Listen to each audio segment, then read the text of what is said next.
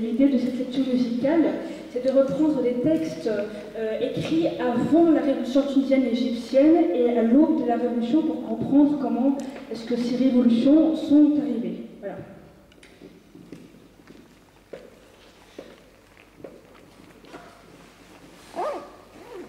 Je suis berbère, je suis punique, je suis romain, je suis byzantin, je suis arabe, je suis espagnol, je suis ottoman, je suis maltais, je suis italien, je suis français, je suis arabe, je suis juif, je suis chrétien, je suis musulman.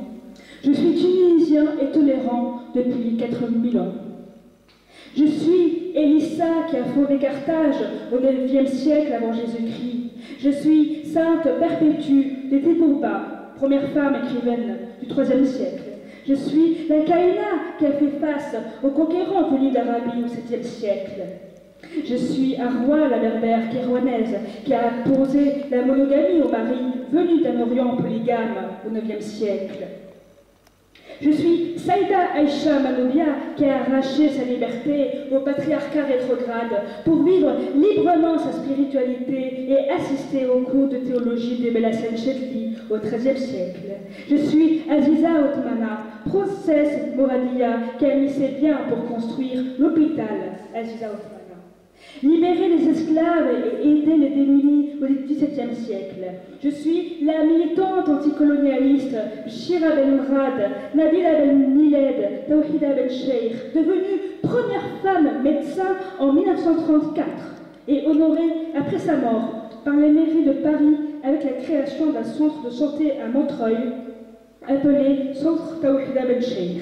Je suis Habiba Benchari qui, au cours d'une conférence à Tunis en 1924, réclame publiquement la suppression du voile et, joignant l'acte à la parole, se découvre le visage et ôte le voile.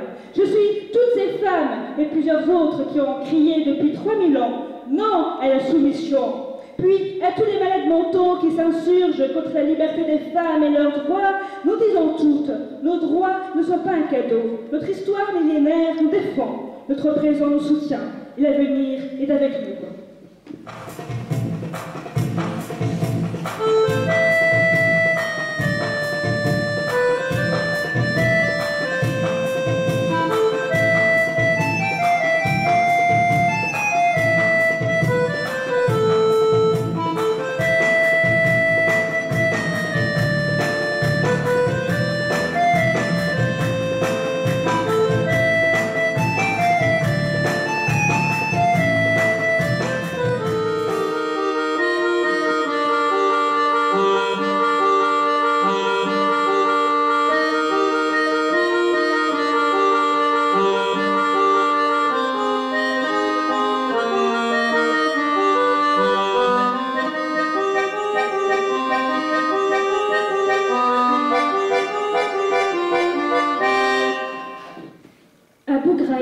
En Tunisie.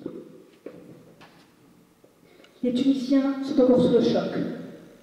À peine leur colère au sujet des humiliations sexuelles subies par nombre d'Irakiens dans la désormais célèbre prison d'Abu Ghraib atténuée, voilà qu'une affaire locale de viol, d'agression sexuelle vient à nouveau les secouer et rappeler à ceux qui doutent encore la triste réalité des prisons tunisiennes devenues des mouroirs pour nombre de prisonniers politiques.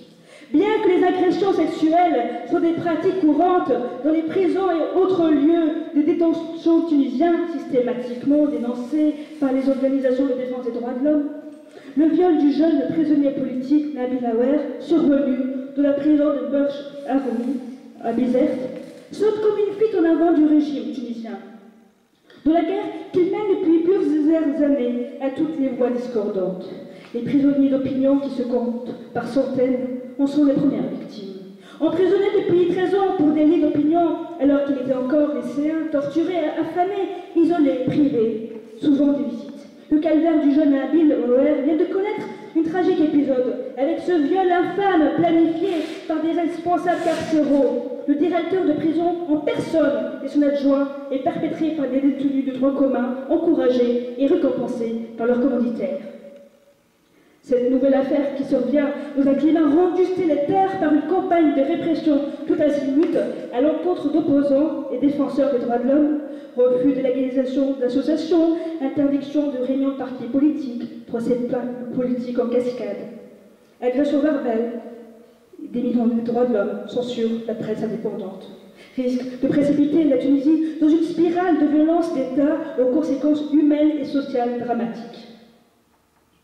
En tant que partenaire de la Tunisie, et en vertu des engagements qui vous lient au peuple tunisien, il vous incombe de veiller à ce que le régime tunisien respecte les droits les plus élémentaires et à ce qu'il ne bénéficie plus de votre silence pour réprimer impunément des Tunisiens de plus en plus hostiles à sa politique du chaos.